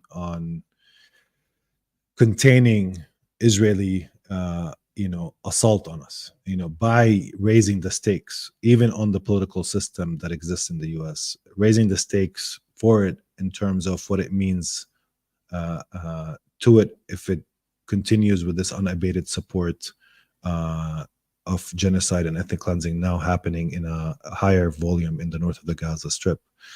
So again, I mean, that's the danger of this moment, and I think it's both the danger of it, and then I see this opportunity of inserting Palestine more forcefully. And unfortunately, I feel like, and I'm not, maybe you can correct me, Jared, I feel like Palestine has, like, you know, because of the election, because it creates a lot of discussions and, you know, perhaps gets people fighting around whether it's an important issue or not, or whether we shouldn't vote for Harris because of Palestine, or, you know, a lot of people have chosen to just drop it off from their, you know, radar as they focus on elections. As you would, you know, as you said in you know, one of your other podcasts, it's you know, part of the counterinsurgent techniques of containing such movements. And so maybe that's basically, you know, quieting down. And that's the fear I have, and that's why I'm reminding people that this is a critical moment. Yeah, I'll say a few things on it from my perspective. I mean, I think you're right. Like, first of all, I don't think you're wrong in terms of uh, it receding a bit right now in terms of the amount of solidarity that we're seeing, the vibrancy of the movements. There's different elements of this. I mean, there was a lot in the spring, obviously, on college campuses, and all of the campuses have, I did an episode on this. They've adopted these policies, right, that, are very draconian, and they're trying to basically suspend students for violations of what they call time, manner, and place. These kind of, it's very, Kafkaesque, or I hate Orwell, but it's kind of Orwellian in that way. In terms of basically saying the same groups that are like so-called free speech warriors, right, are the same exact groups that are pumping these policies onto college campuses that say, well, you can't protest there, you can't have a bullhorn, you can't do this, you can't camp, you can't, and so their students are dealing with that on one level. And I think, at certain campuses, they're trying to figure out different creative ways to respond to that and to support each other through that. And so there's a little bit of that.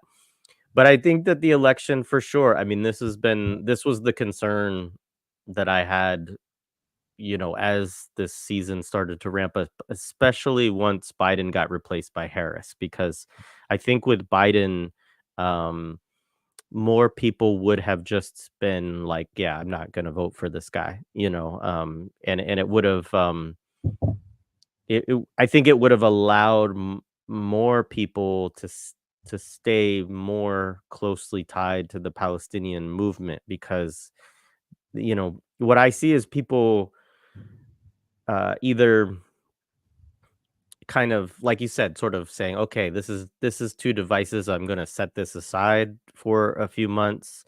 And my concern, one of my concerns there, to be quite open, is actually, if I thought that if I thought that these folks were just going to vote for Harris, right? And then once she got in office, or even before they were going to get office, they were going to be constantly agitating around this issue. Um, that would be one thing. I don't see that from folks. I think it's more that, the history that I've seen is when the Democrats get elected, the people who may have been agitating around that issue, who are more liberal, will say, "Oh, well, our person's in office. I hope it works out better," kind of thing.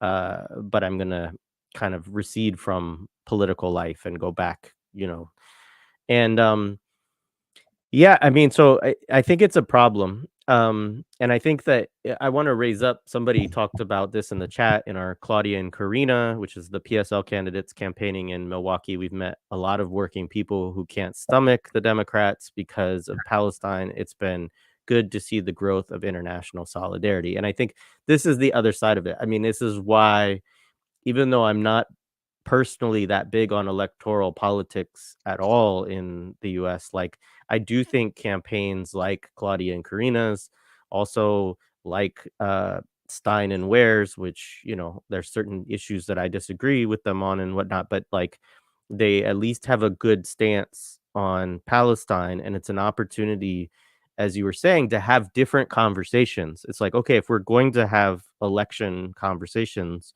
like, let's have this conversation about Palestine as well as all these other issues. Because the wild thing about the Democratic Party campaign this year is that it is essentially a Republican campaign. And I mean, these parties have always both been right wing, really, politically speaking. But you're talking about a party that often sort of at least pretends, and this was part of the conversation I had with Lara yesterday, at least usually pretends like, yeah, we're going to give you these things, like, we're going to give you more health care, or we're going to help raise your wages, or we're going to help, and there's really very little of that at all. It's very much, we're going to have right wing policies like Donald Trump, but we're going to not be the same, openly racist. We're going to make you feel better about our bad policies, is kind of the rhetoric of the whole thing.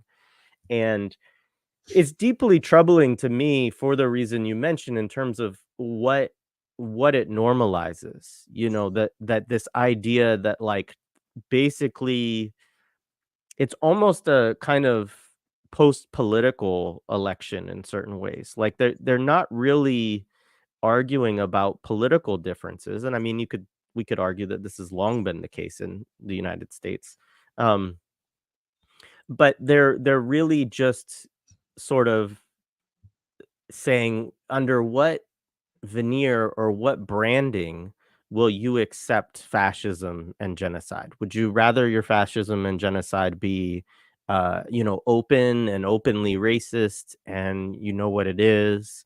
Or would you rather it have some kind of veneer of, like, fun and joy and, like, yeah, I mean, to me, if that's the option, I would always want to vote for something else, even if it's small, to stand on some kind of principle against the genocidal policies and the fascism.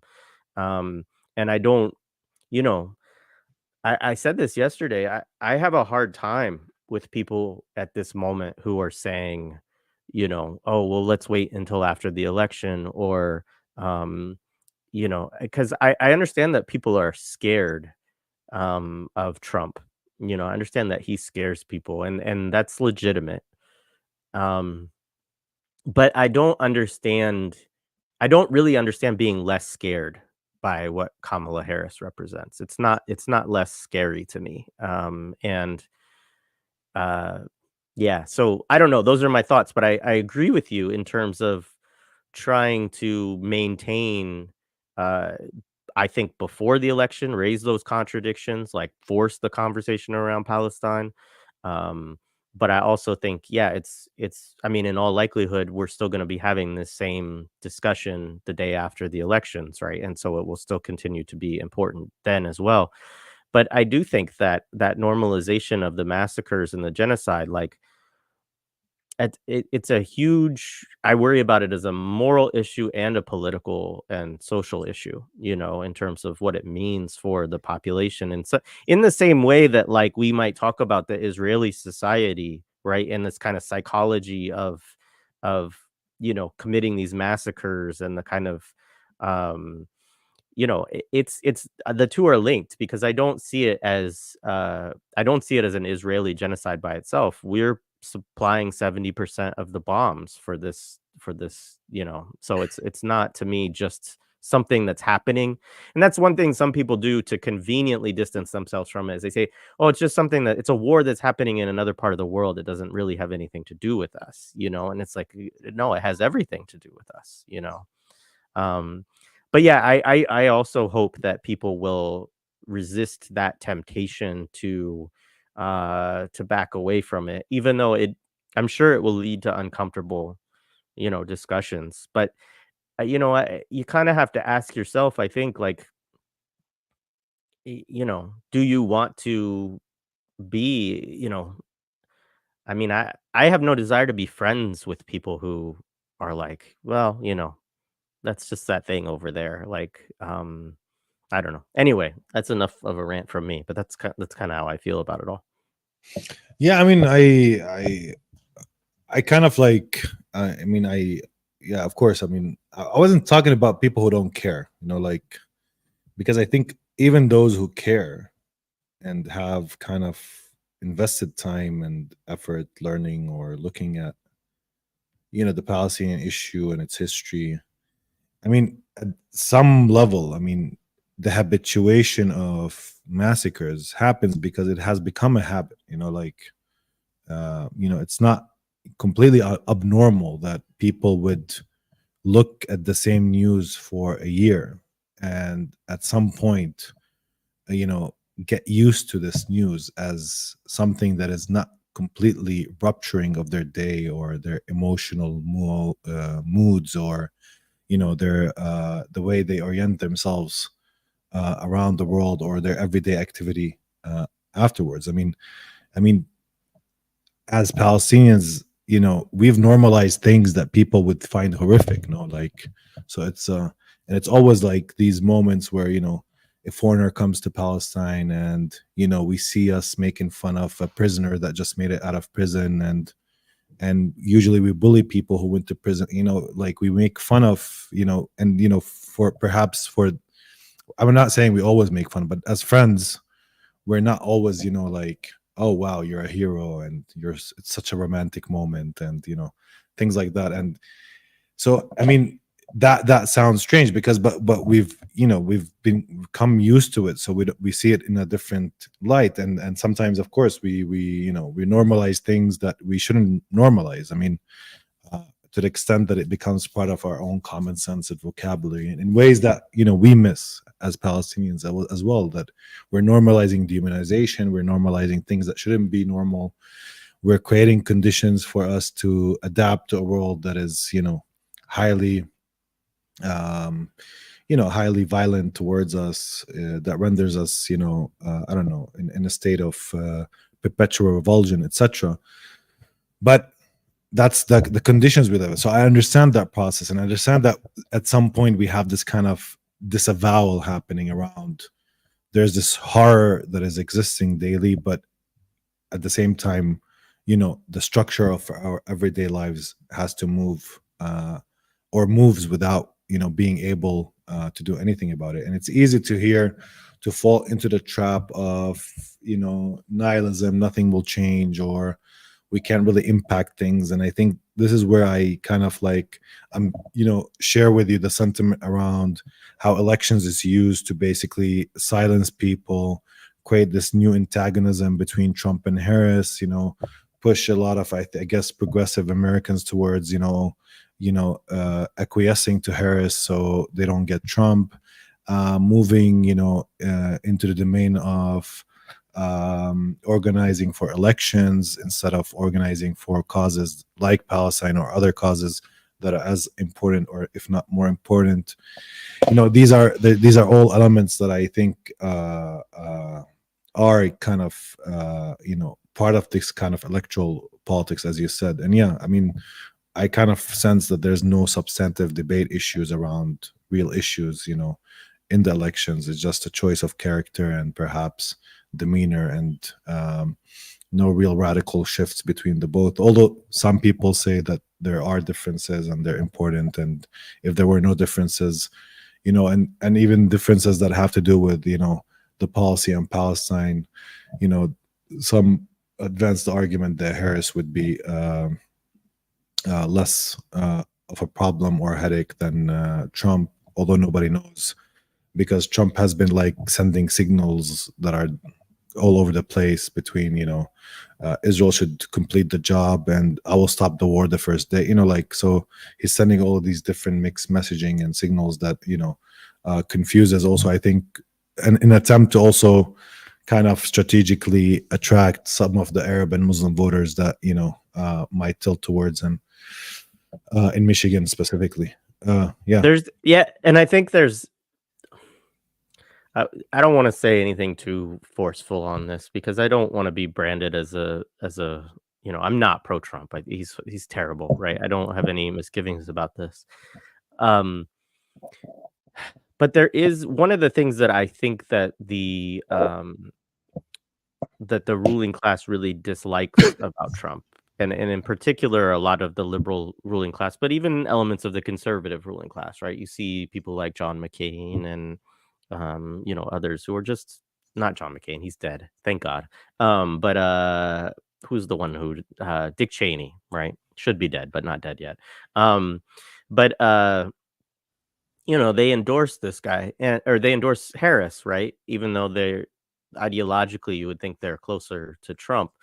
But the thing is that I think that people within the state, within the military, also within the ruling class and the political class, I think they do see Trump as an unpredictable figure. And that not necessarily I mean, in a dangerous way, right? In a volatile way, in the way that, nitroglycerin could be unpredictable or something like that. But at the same time, I think that there is one element between the two of them there's some people who think that um Harris can be convinced, right, to sort of break from the Israel lobby, however they view it. And I don't believe that. I mean, and I know we've gone back and forth and we've talked a little bit about, how do we view the relationship between Israel and the United States, but I really see them as deeply intertwined forces. I really see there's so many Zionists that are within the US ruling class and within, political elites and billionaires within this country and so on. And also, there's the strategic interests of Israel. There's the notion of, yeah, I mean, we've talked about all this. I don't want to rehash it all. But so I see Kamala Harris as firmly within that. I see her as totally understanding the importance of that special relationship and reaffirming it all the time and saying we're going to give Israel whatever it needs kind of thing. And she'll say her little thing about, yeah, we're going to try to lessen the civilian casualties and this and that.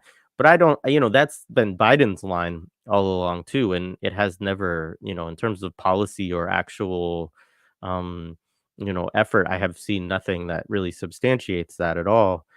Um, Whereas I do think there's some element to Trump where it's like, Netanyahu could say something that pisses him off one day, and he's just like, well, whatever, like, we're gonna stop sending weapons to this guy. I like he has that level, I believe, of unpredictability to him, which is not to say that it is what's gonna happen. He could absolutely do what he's saying and say, hey, I'm gonna give them everything and wipe it out. And maybe he'll go after Iran too, because he's more antagonistic perhaps to Iran than Harris is.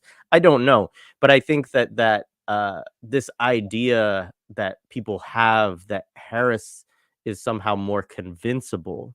I think this is a key problem that people have in understanding the US political system, which is that you're not going to convince it, I don't believe, not to be Zionist, right? It has to really feel the pressure that, like, okay, we need to pull back from this for some kind of strategic reason, or there needs to be some reason that we're going to um modify this, or that we're going to have a ceasefire, right? But I don't believe it's a matter of convincing, right? I don't believe it's a matter of that someday Harris is going to wake up and see Palestinian humanity in a day that she didn't the day before and decide to do something different. um and so, yeah, that's, I don't know, those are my thoughts there. And some people think it's a I dumb mean, we take. They think that Trump isn't a wild card, and that's fine. I recognize that people have different viewpoints on that, but yeah. no, I mean, we had Obama. No, I don't think Obama was a ideological Zionist. In many ways. I mean, he came to power, but he had to play, you know, the way the direction of the state looks at Israel and behaves with it. So at the end, in effect, he was a Zionist. But it doesn't mean like he's Biden, this kind of like old Zionist who really believes in this whole. So I think that I agree with you. I don't think that convincing Harris will change anything. Even if Harris came out of the pro-Palestine, uh, encampments and now being led to the White House, I don't think that will change the picture quite a lot. I do think that, of course, presidents have influence over policy. I'm not trying to like dismiss that, but there's much more to this relationship, whether it's lobbying, whether it's strategic, whether it's to do with like capitalism and the material basis for supporting Israel, whether it's it harkens towards, I don't know, the Crusades and fantasies around returning to the Holy Land and Christian Zionism, and whatever it is that motivates people to fight over and to come to this small piece of land and to make our lives terrible. I think that in many ways you're right. I don't think that convincing is the issue. I don't think that Palestinians have hope on the level of Harris comes in or Trump comes in and we take these distinctions seriously. We don't. I mean, for us, I don't think for both of them um, make a difference. Of course, there is some nuance here, and the nuance is not about really what Israel would do to us, but how would the position of a Trump national security team be around the argument that this is the time to attack Iran, or vis-a-vis, for instance, another national security team that might say, no, we should maintain this quiet, this detente with Iran in a way that enables our interests to continue while not really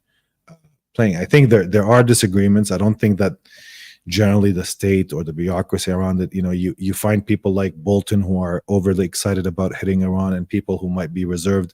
So there are these differences, and of course they have to do with military capability, about the cost of what the war would mean, and a lot of these things. But there are people who are willing to take more risks than others, that come, and this is not an advertisement. Nobody should understand this. This is trying to make a distinction around who you should vote for, because if I was American, I would never vote. So just people understand my position. But I'm not American, and I have no vested interest. I just see that my plea was more about inserting Palestine into the conversation wherever it's possible, and making sure that it's for whether it's on civil society, whether it's in municipal politics, whether it's in, no matter where you are, or whether it's in students or universities, or in cafes, or in cultural events, that there is the issue around what's happening and continues to happen shouldn't be led backstage. It should remain on the forefront of people thinking, and people organizing, and I'm sure the people listening to us are perhaps are among those. But just generally speaking, that's the plea. I don't know if I Yeah, don't think I mean, it goes beyond this whole electoral politics element of it. 100%. And for me too. I mean, I said this yesterday, but I firmly believe it and feel it is that, we've done this show for, we've done it 7 years, going on 8 now. And we never talked about presidential elections, and I never really wanted to. And, I don't think that that's the most important element of politics based on where we're at in our country at all. Um, and yeah, I mean, I think in many ways it's partly because of Palestine, and because there started to be questions about how should we relate to this vis-a-vis Palestine, that I started to have some discussions about it. But yeah, I do want to say clearly for folks that please don't take anything that I'm saying as an endorsement of as Donald Trump, for sure, because I didn't vote for him. I've already voted, and I don't encourage anyone else to do that either. Is more to just talk about that I think people have a misassessment. Those folks, especially, that are making this case that, like, you can vote for Harris, and then the next day we're gonna, get back to Palestine. Um, I think that's bullshit. Like, I think you keep Palestine front and center now, and you don't, if that causes ripples and problems within some of these circles, these liberal circles, like, I think it's important to raise that contradiction and to make those waves. um, and I see that, I hear that in people talking in the chat about, organizing for third party campaigns. And I've heard that from other folks too, in terms of people who have been canvassing, who have been out for third party and talking to people. And a lot of people are deeply disaffected with these parties. And I think it's a good opportunity um, to talk about other types of politics beyond what those two parties represent. So that's all that I really wanted to get across with that. Um, Thank you, ACAB, for the contribution. Um, Analu asks, would you consider this part of a cultural norm to, like, joking, picking on for communities living under occupation or oppression? This was about the commentary about folks coming out of prison? No, I mean, I just think that we tend. I mean, it's not always the case. I mean, that people pick on. Um, Maybe it's only me, so that could be part of it. But no, I mean, I think that once you live in conditions of, I don't know. I mean, being stopped at a checkpoint and the soldier throws you for 2 hours, that might be a highly traumatic event, and it is for a lot of Palestinians. Don't get me wrong, but at the same time, among groups of friends, when this happens, it's the person who stopped becomes the butt of a joke. We make fun of him. I think it's a way of making what is horrific funny, and what is quite dark, adjustable, or something that you can cope with. So turning these kind of moments of um, you know physical pain, or being imprisoned, or being caught, or I don't know, being shot in the buttocks, not in your things like that, turning them into moments of for laughter, not only and stories that you tell others and you laugh about somebody. And that's part of course, the oral tradition that exists in terms of storytelling, as well in terms of how people relay stories. But of course, again, as we were speaking in the beginning, there are narratives of heroism, and there's also more serious, sensitive issues that people don't joke about, of course, like, because that would create um, uh, problems. I mean, if you do that, it's much more of a bullying that is painful for others than I don't know, free spirited and ways of making fun of each other's pain. But in many ways, we did in Palestine, we've normalized things that other places don't normalize. No, a lot of the horrors that people, uh, when I hear people speak about Palestine, specifically from outside of Palestine, or foreigners who come here or have some sense of what's happening here, the way they explain things is perhaps more accurate. I mean, I'm sometimes more accurate in a sense that, yeah, it's true. These things shouldn't be normalized. But for us, it's like, sometimes maybe some of my friends abroad would send me, oh, I heard there's an invasion of Ramallah, and for us, Israeli army coming to Ramallah is like a daily, thing. So it's not an event. It doesn't really register as a big event, or something that is, highly ruptural, if in that sense. So, I mean, and of course, this kind of distance, closeness to a situation makes that possible. But I wouldn't say it's a cultural norm. It's a way of adapting to a world that you know rejects us and dejects us, and I think that in many ways it's a process of normalization that we should internally problematize, because it shouldn't be normal. I mean, in many ways. But if you're surviving, if you're in survival mode, that's what you do. Like, you're not gonna be completely shaken when a friend is arrested, or somebody is taken to prison, or somebody's there's a there because of its ubiquity, because of its repetition, because of how long we faced such events, it just becomes normal, and sometimes, of course, not always the butt of a joke. Yeah. There was a couple questions. I'm kind of hesitant to ask these because they get into the prediction realm, which I can't stand predictions. But anyway, I'll raise them because people asked. So someone said Norman Finkelstein recently stated that this will end in a ceasefire with basically no change in the status quo. Israel continuing to eat into the West Bank and now Gaza with settlements. Is he wrong? And then somebody else asked, how is this going to end? So I raise them because I think a lot of people do have this real question of like, how is this going to end? And maybe there's the like, I mean, I know you can't predict that, but like, maybe there's thinking about the short term versus the long term aspect of that too, because it's like I also think that whatever happens in the shorter term does not necessarily dictate what happens in the longer term. I mean, yeah, I mean, I think it's always too early to kind of navigate an end, but because the end could be even more horrific. So what Finkelstein is arguing is that the war basically will return us to the same position we were before the war, in many ways. No, nothing else, nothing new.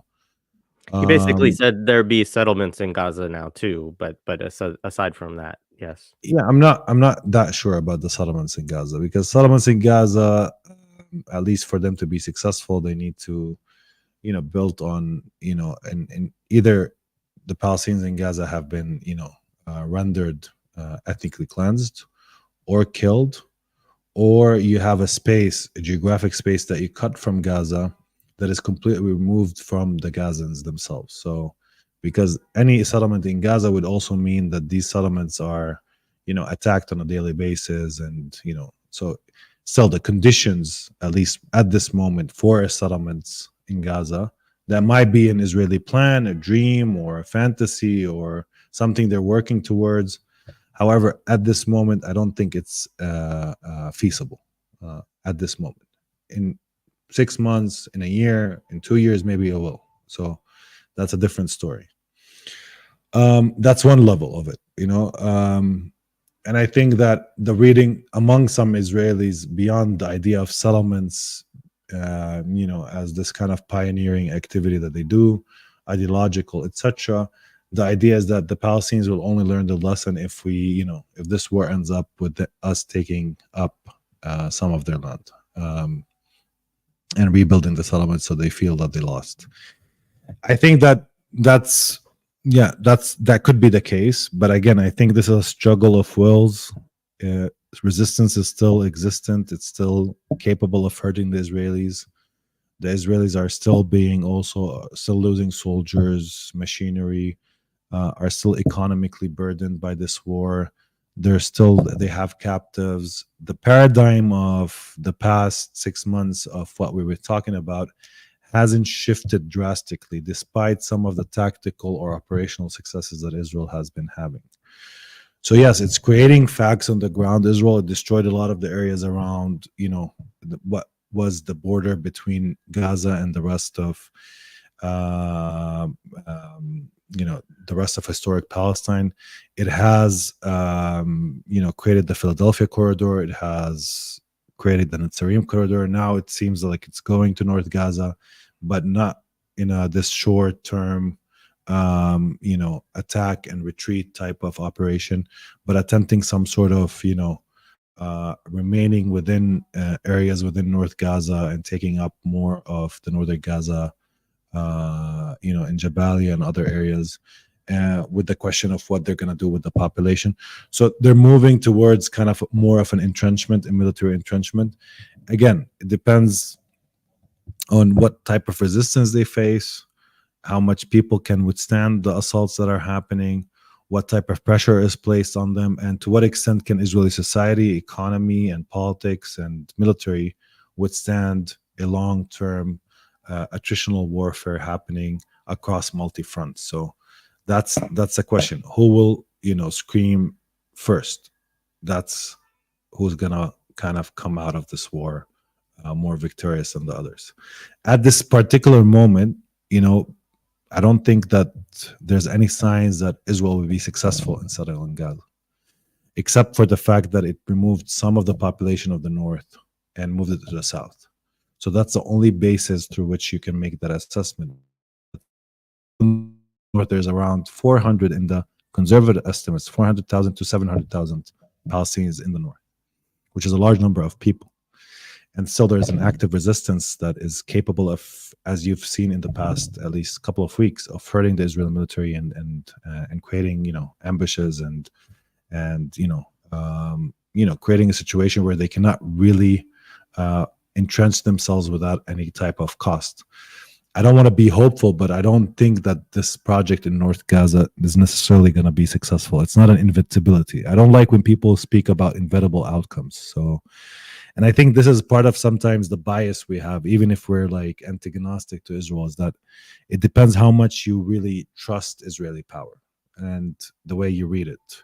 And I think with Norman, perhaps he has still kind of like this psychological investment in Israeli power as something that can get it with what it wants and desires and achieve its objectives.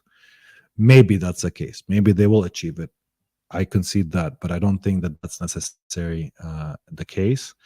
I do think that as Israel enters in this kind of attritional paradigm where there's pain as well, the north is being bombed every day.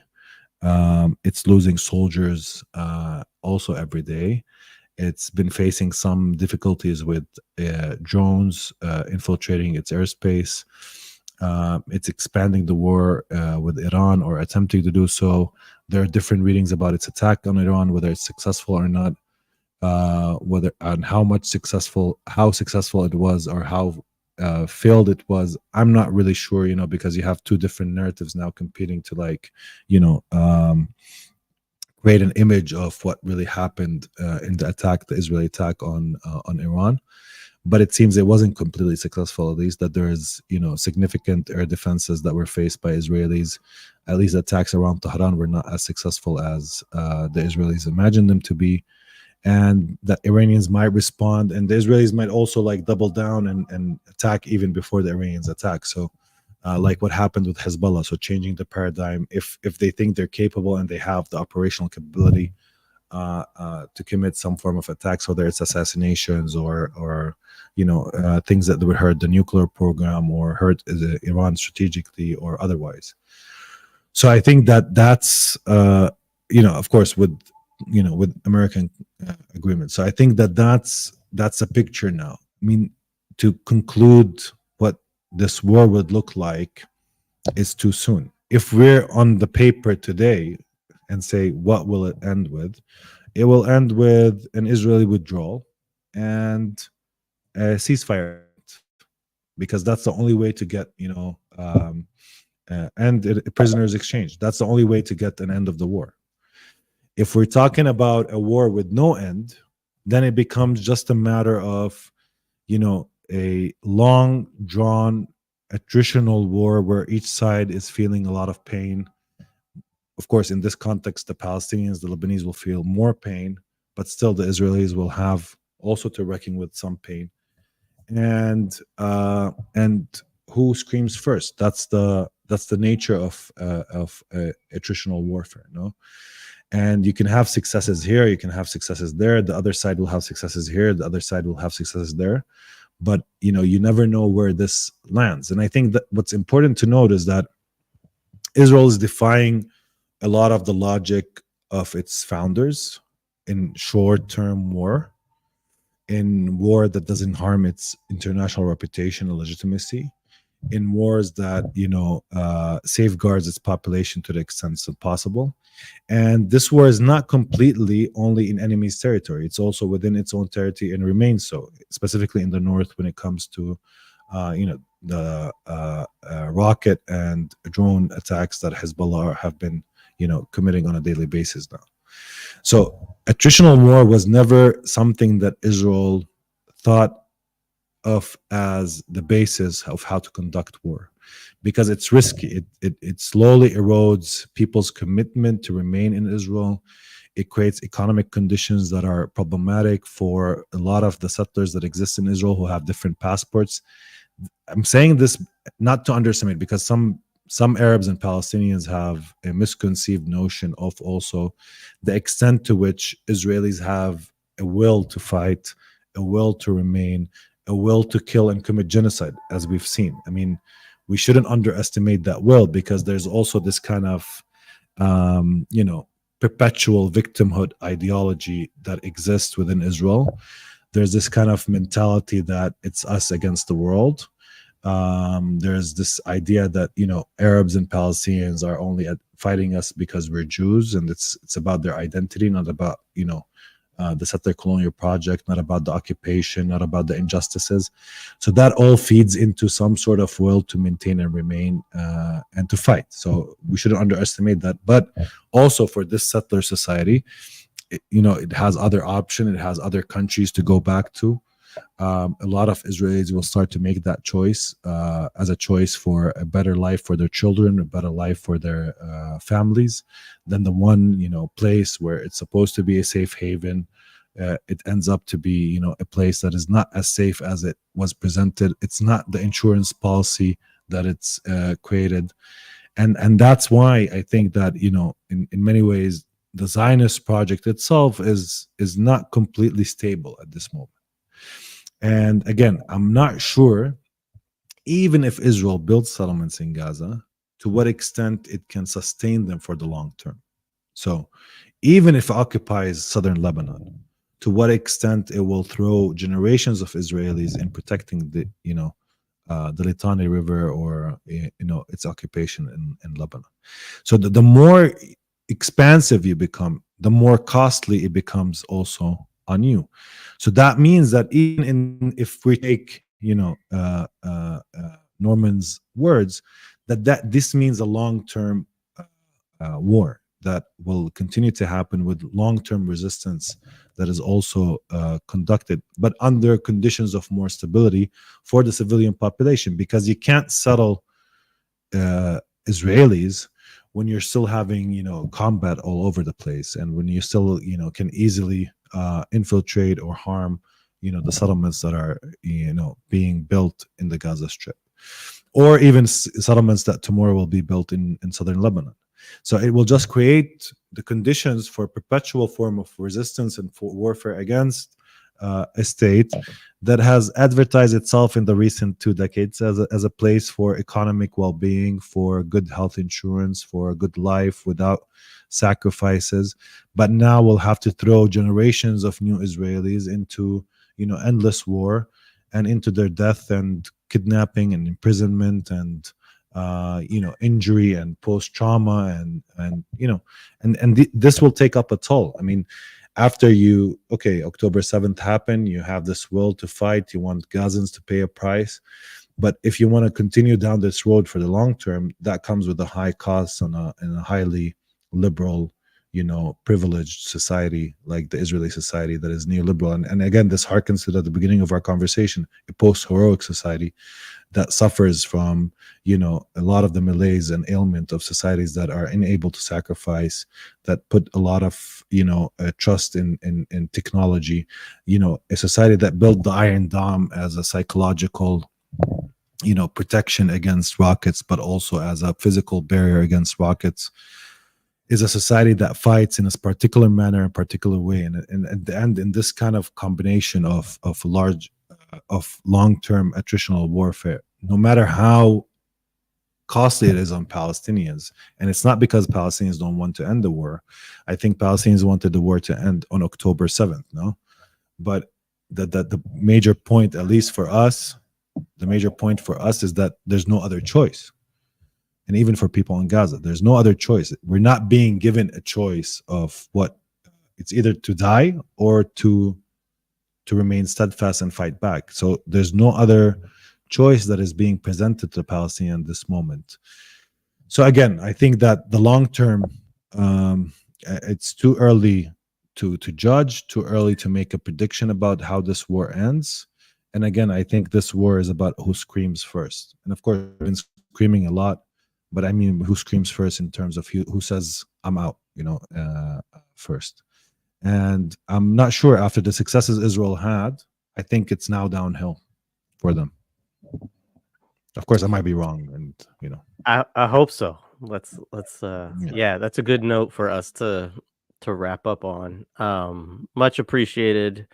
We will get you back again soon. Hopefully we can get the internet resolved a little bit for next time so we can do it in full HD again. But it always good to be with you, my friend, and thank you for all of your analysis and commentary as always.